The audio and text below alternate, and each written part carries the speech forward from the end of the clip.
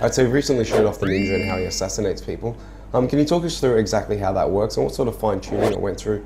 Yeah, sure. The ninja is, just to give you a bit of background on the ninja, he's a character on the campaign map. He's one of a few different types of agents, and he's a character that you can recruit and will attack either enemy generals or potentially attack other units as well, other agents as well.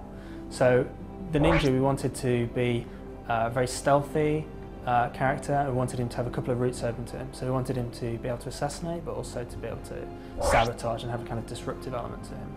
So we did quite a lot of prototyping internally in terms of the way that that played against other units.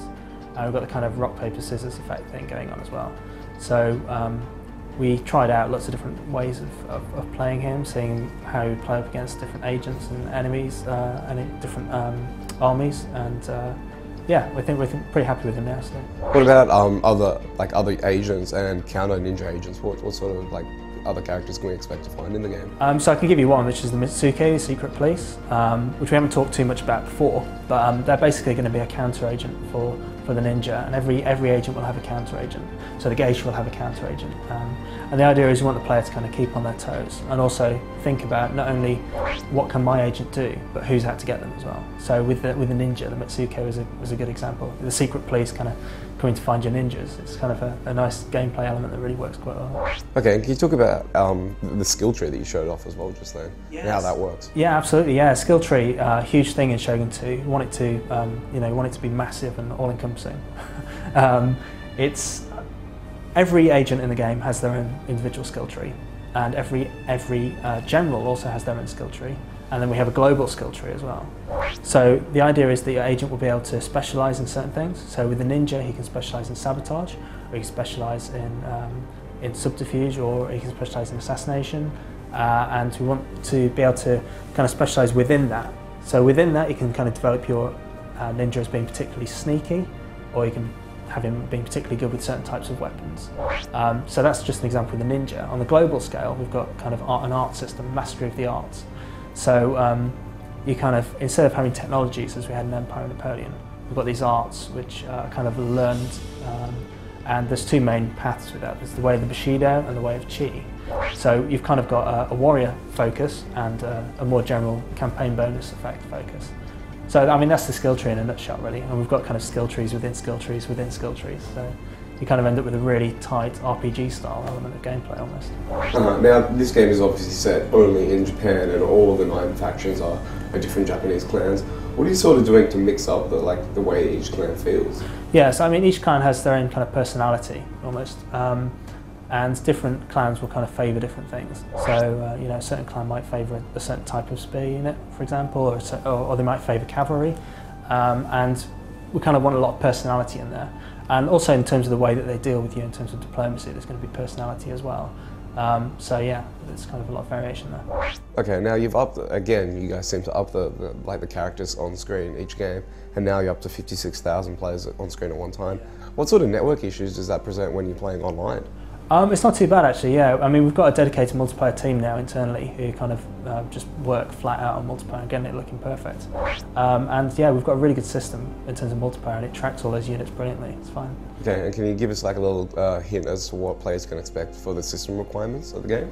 Yeah, I think you should aim for a benchmark of Napoleon. So if your system can run Napoleon, it's likely it'll be able to run Shogun 2 as well. But it scales as well. So older machines should be able to play it. If you could run Napoleon, it should be fine. And you can scale your system specs to match the platform as well. Cool. Now you mentioned that you've also got a new lighting system in the game. What's that about? Yeah, so we've got a kind of a deferred rendering system, a lighting model which allows us to have 300 light sources on screen at any one time. So our graphics guys have been kind of working overtime on this and kind of getting loads of lights on screen because it looks really good on night battles. With the E3 demo, we have kind of loads of light sources on screen at any one time, and you can kind of really kind of add an extra layer of drama to the battles as well. So back in the feudal Japan days, honor was a very big thing. How have you sort of worked that into the gameplay mechanics? Yeah, so our generals will have an honor rating on the campaign map.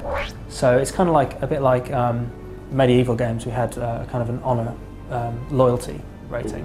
If you had particularly dishonourable generals, then they would potentially join against you in civil war. Can't say too much about how it's going to work in Shogun in terms of that respect, but there is going to be an honour rating system, and it will have an effect on gameplay. Okay, so one of the criticisms from previous games was that the interface was kind of not chunky, but it just took up a lot of the screen. What sort of refinements have you made this time around?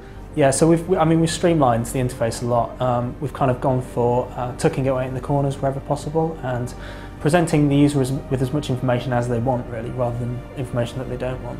So we've kind of put menus within menus, kind of hidden away in the corners, and we've tidied up the whole screen. So instead of having this big kind of chunky bar at the bottom, you've kind of got a little end turn thing on the corner, and it's all kind of nice and tidy, but the information's there if you want it, so you can kind of look at all your fleet information, agents, armies, just by clicking on the relevant buttons.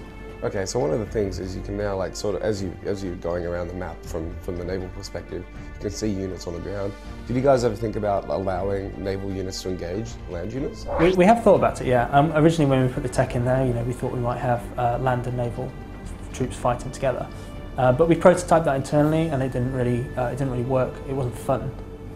So we will, it's something that we're looking at, and if it becomes fun at any point, we will probably do it. But at the moment, we've kind of got land troop units that are there, but it's a bit misleading. So we probably won't have them in the final game. But it gives you the idea, that we can support land units and naval units together, and hopefully one day we'll be able to do something with it.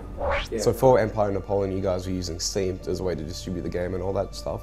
Have you guys looked at using Steam to bring the game to Mac as well? At the moment, that's kind of in the hands of our publishers. I think it's something we'd like to do internally. I think, obviously as a games developer, you want to make your games available to as many people as possible, but it's kind of out of our hands at the moment. But, wherever there's possibilities to do that kind of stuff, we want to do it.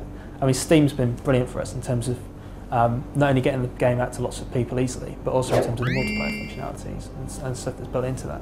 And it'd be great to have Mac players playing against PC players in the future, perhaps.